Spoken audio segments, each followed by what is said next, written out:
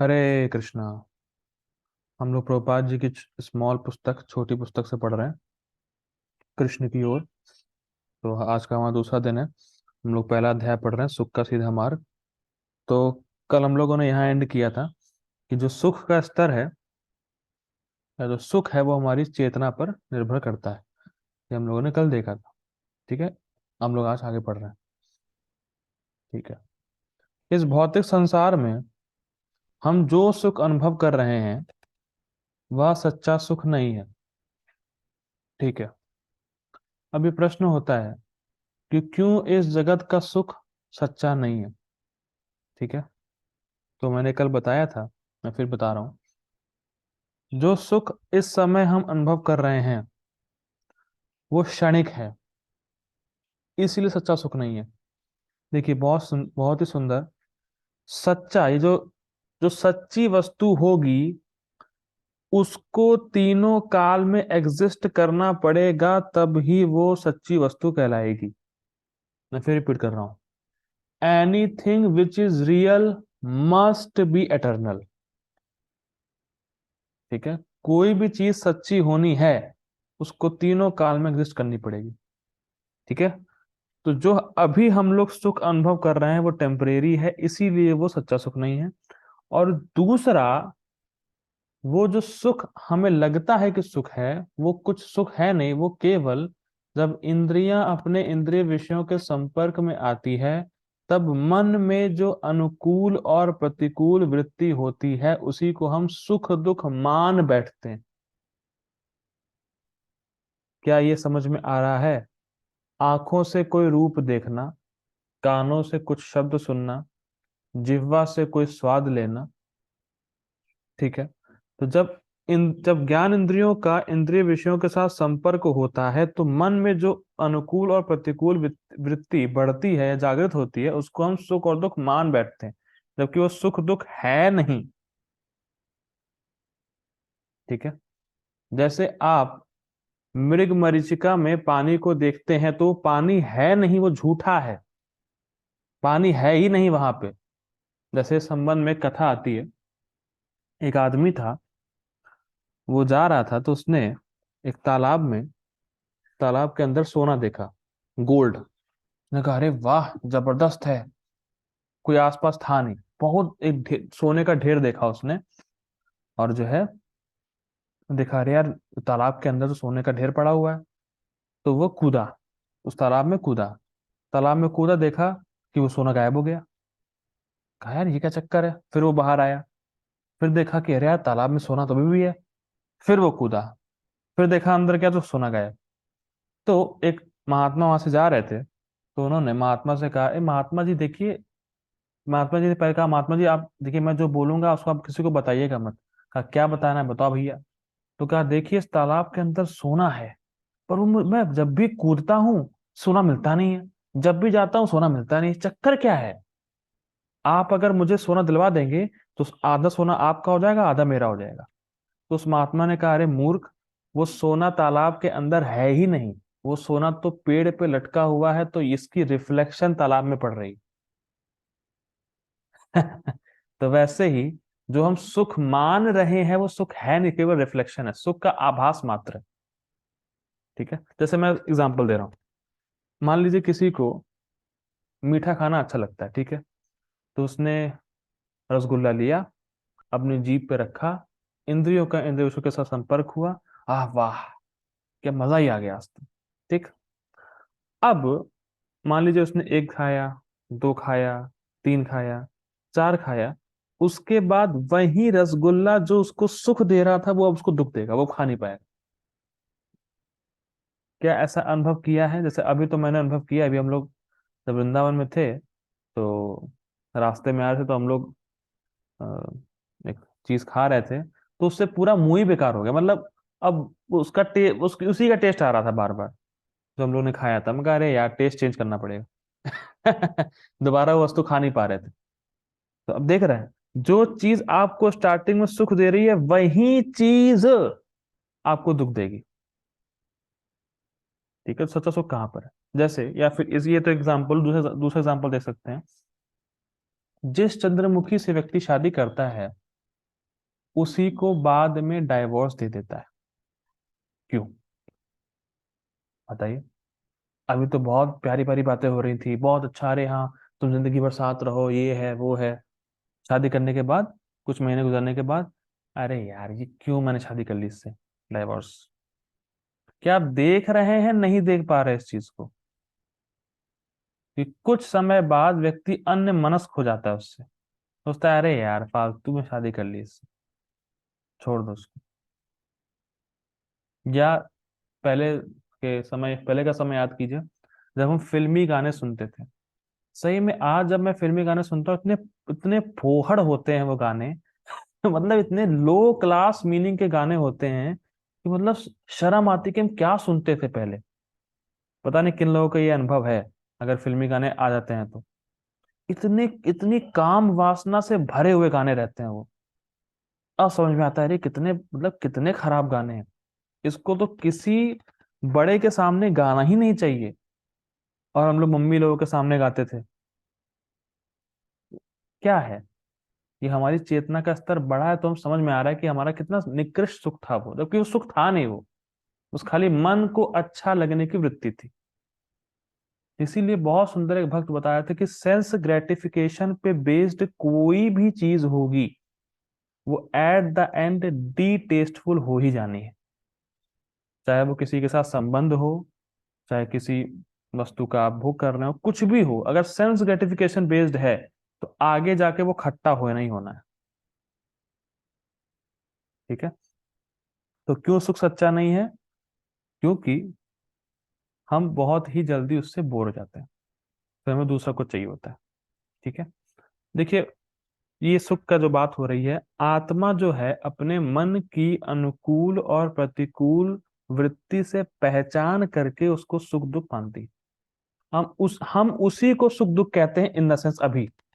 जैसे जैसे मान लीजिए मन को कोई घटना अच्छी लगी, या मन को कोई घटना अच्छी लगी, या इंद्रियों का इंद्रिय विषयों के साथ संपर्क हुआ, तो मन उसको अच्छा मानता है। और मन जब उसको अच्छा मानता है तो मन हमसे कहता है तुम कितने सुखी हो। अच्छा मन को लग रहा है, आत्मा का भौतिक वस्तुओं के साथ कोई संबंध नहीं है। मैं बहुत धीरे जा रहा हूं, ध्यान समझिएगा। आप किसी भी भौतिक वस्तु का भोग कर रहे हैं, कुछ भी कर रहे हैं, उसको आपका मन अच्छा मानता है, और मन हमें ये कन्विंस कराता है कि तुम बहुत सुखी हो। मन को अच्छा लगता है। या मान लीजिए किसी ने आपका अपमान कर दिया, किसी ने मजाक उड़ा दिया, तो वो शरीर का मजाक उड़ाया है, और मन को तुरंत खराब लगता है। वो कहता है तुम जानते नहीं हो मैं कौन हूं, मैं दिखा दूंगा तुम्हें, तुम मिलो बाहर मैं तुम्हें दिखाऊंगा। अरे पहले खुद को तो देख लो। बहुत जबरदस्त है। इसको प्रोसेस करना सीखिए अपनी लाइफ में। कोई मजाक उड़ा रहा है, कोई अपमान कर रहा है, कोई कुछ बोल रहा है, कुछ बोल रहा है, किसको बोल रहा है? शरीर को। और हमारा मन को बड़ा खराब लगता है, अरे ऐसे कैसे बोल रहा है। मन कहता है मुझे कैसे बोल रहा है। पर आत्मा अपने मन की वृत्ति से पहचान करती है, तो उसको लगता है ये तो मुझे हर्ट किया ना इसने, मुझे बोला ना उसने। अरे तुझे देख भी रहा है वो, तुम्हें देख भी रहा है वो, जो बोलेगा कुछ परेशान करेगा। पर आप अपने मन की वृत्तियों से पहचान करेंगे तो परेशान हो जाएंगे। और आप ये भी देखे होंगे, देखिए ये सब पॉइंट्स जीवन में इसको अप्लाई करना है, इसलिए मैं बहुत ज्यादा समझा रहा हूँ उसको, फोकस कर रहा हूँ इस बात पे। देखिए आप ये भी देखेंगे, जिस चीज को आप सुबह से लेके अच्छा मानते हैं, शाम को उसी को बुरा मानते हैं। Have you ever felt like that? जो आप सुबह से अच्छा मान रहे हैं, जिस किसी भी चीज को, वो आप शाम को उसको उसी चीज को बुरा मानते हैं। ये फालतू की है, ना ना ना ये बेकार है। अगर अनुभव नहीं तो देखिए मैं बता रहा हूँ, आप अमेजोन से कुछ ऑर्डर करिए, आ गया घर पे, एक दो दिन यूज करिए, अरे यार पैसे ही खराब कर दिया यार, क्यों मंगवा लिया, कोई जरूरत थी नहीं, फालतू मंगवा लिया। क्या ऐसा होता हुआ देख रहे हैं? मंगवाया कुछ, उसको वो बस एक दिन यूज किया, अन्य मनस्क हो गया, अरे यार तो सोच रहे थे कि बहुत कुछ अच्छा ये होगा वो होगा, अरे कुछ हो ही नहीं रहा है, बेकार है, वो पड़ा हुआ है वैसे ही। मन सोच रहा था कि मैं उसको पालूंगा, सुखी हो जाऊंगा, और आपने उससे अपनी पहचान कर ली और आपने सोचा कि मैं सुखी हो जाऊंगा, पर सुखी हो नहीं सकते। देखिए, मन की अनुकूल और प्रतिकूल वृत्ति को सुख दुख मानते हैं, और मन हमेशा है फ्लिकरिंग। तो जो चीज हमेशा बदल रही है वो रियल कैसे हो सकती है? ठीक है, तो इस जगत में जो सुख हम अनुभव कर रहे हैं वो सच्चा सुख हो ही नहीं सकता, क्योंकि वो है ही नहीं। मेघ मरीचिका में पानी है ही नहीं। ठीक है, आगे पढ़ते हैं। यदि कोई व्यक्ति किसी वृक्ष से पूछे क्या तुम सुखी हो, तो वृक्ष यदि बोल सकता तो कदाचित यही कहता, हाँ मैं यहाँ वर्ष भर खड़े खड़े सुखी हूँ, वायु और हिमपात का बहुत ही आनंद ले रहा हूँ, आदि आदि। और कैसे मालूम चलेगा सुखी है? क्योंकि उसके वृक्ष के पत्ते हरे हरे होते हैं, और वृक्ष जो है बहुत ही जड़ से उसको पकड़ा रहता है। मतलब वो बहुत सुंदर है। जैसे वृक्ष अपनी जड़ों को फैलाए रहता है, वैसे जो मनुष्य है उसके शरीर में कितना भी कष्ट आ जाए, अपने शरीर को नहीं छोड़ना चाहता। जैसे महाराज जी बता रहे थे, एक बुढ़िया कह रही थी, महाराज जी मैं मरना चाहती हूँ। तो महाराज जी ने कहा, दो करंट के तार पकड़ लो, मर जाओ। ऐसे थोड़ी ना मरूंगी मैं, ऐसे नहीं मरना मुझे। अब कह रही मरना है और तरीका बताया तो मरेगी नहीं। बहुत ही सुंदर है। व्यक्ति को जीवन में कितना भी कष्ट आ जाए, कितना भी रोग आ जाए, वो शरीर नहीं छोड़ना चाहता। उसकी शरीर से शक्ति छूटती नहीं है। ठीक है, बहुत सुंदर है। आगे पढ़ते हैं, पहले इसको मैं समझाऊंगा। एक वृक्ष इस प्रकार की स्थिति में आनंद अनुभव कर सकता है, मतलब खड़े रहकर, परंतु मानव के लिए आनंद अनुभव का यह एक अत्यंत निम्न स्तर है। ठीक है, वो कल बात हो चुकी है। चेतन प्राणियों के विभिन्न प्रकार और उनकी विभिन्न श्रेणियां हैं, और उनके सुख की परिकल्पनाएं और अनुभूतियां भी विभिन्न प्रकार और श्रेणियों की है। अब ये लाइन प्रभुपाद जी की करिए ग्लॉसिंग आप लोग, बहुत जबरदस्त है। यद्यपि एक पशु यह देख सकता है कि दूसरे पशु की हत्या हो रही है, तथापि वह घास खाता रहेगा, क्योंकि उसके पास यह समझने की योग्यता नहीं है कि अगली बार वह मारा जा सकता है।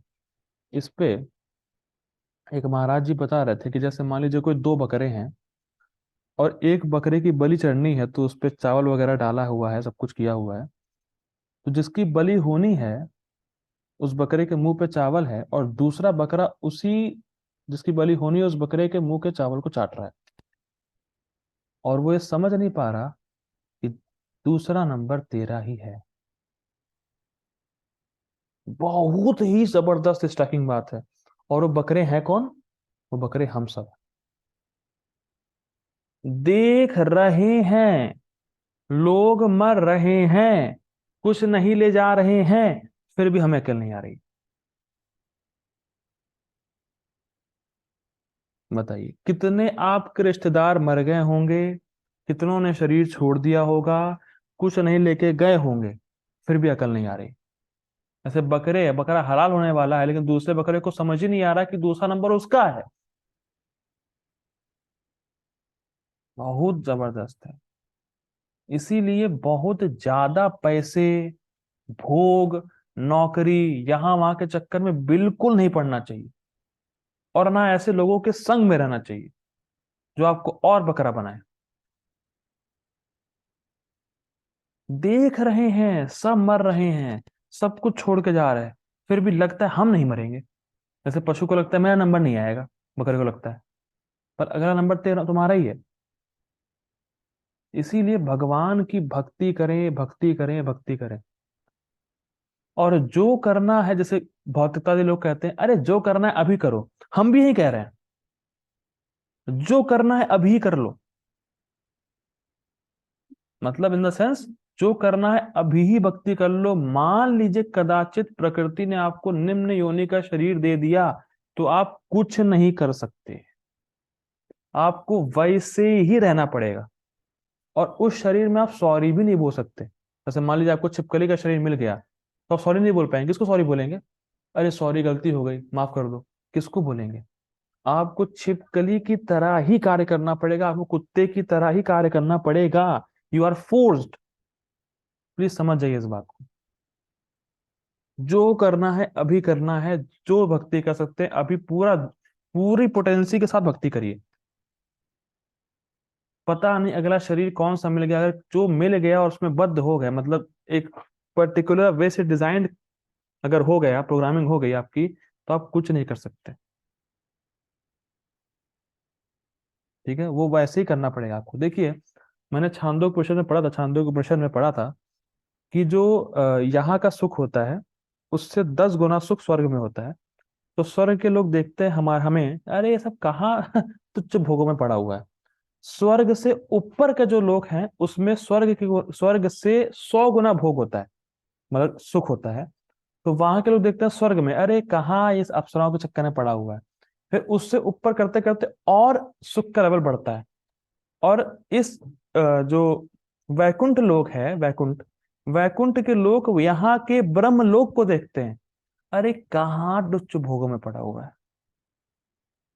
तो हमारा लेवल तो कहाँ होगा सोचिए, जब ब्रह्म लोक इस जगत का टॉप मोस्ट प्लेनेट को वैकुंठ के लोग देखते हैं, अरे क्या कीड़े मकोड़े की तरह रह रहे हैं, तो हम तो क्या ही होंगे। ये मैंने क्यों बताया, जैसे प्रभुपाद जी यहाँ पे कह रहे हैं विभिन्न प्रकार की श्रेणियां हैं। तो जितना हमारा चेतना का लेवल बढ़ेगा, जितना हमारी चेतना शुद्ध होगी, उतना रिफाइंड सुख हम अनुभव कर पाएंगे, उतना हाइयर सुख हम अनुभव कर पाएंगे, प्रभुपाद जी कह रहे हैं। ठीक है, बहुत इंटरेस्टिंग है। हम देखें कि हम बकरे ना बने। सब मर रहे हैं, सब सब सब लोग कुछ ना कुछ, सब कोई भी व्यक्ति कुछ नहीं ले जा रहा है, और भक्ति ही करें। और दूसरा, जितना हमारी चेतना शुद्ध होगी उतना हम हायर लेवल का सुख का अनुभव कर पाएंगे। अच्छा, आपने चीज नोटिस करी है, बस 5 मिनट और लूंगा। एक चीज नोटिस करी है आपने, जो भक्ति नहीं करता वो केवल आहार निद्रा भय मैथुन की बातें करता है, उसके आगे वो जा ही नहीं पाता। आपका बच्चा क्या कर रहा है, मेरा बच्चा पढ़ रहा है, मेरे बच्चे की जॉब लग गई है, उसका पैकेज ये है, उसका वो है, उसका ये है। आज खाने में क्या बनाएंगे, खाने में क्या खाएंगे, खाने में क्या पसंद है, आपको ये खाना अच्छा लगता है, हम वहां खाने चलते हैं, वो करते हैं, ये करते हैं, वो करते हैं। हमेशा आहार निद्रा भय मैथुन की बात। अपना पहले का जीवन लीजिए भक्ति में से पहले। संडे का दिन है, जैसे कल संडे था, बढ़िया मस्त नाश्ता बना हुआ है, आपने खा लिया। फिर पूछते हैं शाम को क्या बनेगा खाने में। अभी जो खा रहे हैं उसकी चिंता नहीं है, शाम को क्या खाने में बनेगा। पता नहीं कितने लोग ये रिलेट कर पा रहे हैं। केवल आहार निद्रा भय मैथुन की ही बातें होती हैं बाहरी दुनिया में, जो भक्ति नहीं करता। क्यों उसकी बात करते हैं, क्योंकि वो उसी से सुख प्राप्त कर रहे हैं, जो कि निकृष्ट है। आहार निद्रा भय मैथुन से ही व्यक्ति सुख प्राप्त करने का प्रयास कर रहा है, इसीलिए वो उसकी बातें करता है। ठीक है, उसके थॉट इन 4 चीजों के बाहर जाते ही नहीं। देखिए, मैंने बताया था, मैंने एक भक्त की बात बताई थी आपको कि एक भक्त के रिश्तेदार थे, फिर बताऊंगा, यहाँ पे कंटेक्स्ट फिट बैठ रहा है। एक भक्त के रिश्तेदार थे, तो पति पत्नी थे। तो पति जॉब पे गया था, तो पत्नी से कहा कि आप बस 4 रोटी बना के रखो, मैं बस अभी आ रहा हूँ। तो 4 रोटी बनाने में 20 मिनट लगता होगा, मुश्किल से 25 आधा घंटा लगता होगा। तो फिर उतनी देर में न्यूज आई कि उनके पति निकल लिए, उनके पति का एक्सीडेंट हो गया, वो मर गया। अब बताइए, अब बताइए, क्या क्या ले गए साथ में। ये देखिए, मैं इसको आज छोड़ूंगा नहीं, इसको समझ के रहिए। वो क्या ले गए साथ में अपने, अपने पत्नी से कहा अरे हाँ खाना बनाओ मैं बस आ रहा हूँ, कभी आए ही नहीं। और क्या उनकी पत्नी को पता है कहाँ चले गए, कुछ नहीं पता। तो इस जगत में अगर आपको भौतिक भोग भोगने हैं, then you have to forget that you will die. Chanakya Pandit बोलते हैं, अगर इस जगत में किसी को भौतिक भोग भोगने, इस जगत में किसी को सुखी रहना है, सो कॉल्ड सुखी रहना, तो उसको भूलना पड़ेगा कि वो मरेगा, और ये हो नहीं सकता। इसीलिए मैं लगा रहता हूं हर दिन भक्ति को ही प्रायोरिटी दें, प्रायोरिटी दें, प्रायोरिटी दें। Because today is your last day. हो सकता है कि आज ही आप निकलने शरीर छोड़ के। क्या नहीं हो सकता भैया? जो ये सोच रहा है आज आप नहीं मरेंगे, प्लीज कमेंट या हैंड रेस करिए। जो ये सोच रहा है आज हम नहीं मरेंगे, इसीलिए भक्ति को प्रायोरिटी दें और भक्ति में संकल्प रखे, टारगेट रखे। मुझे कल कैसे 16 माला करनी ही है, करनी ही है, करनी ही है।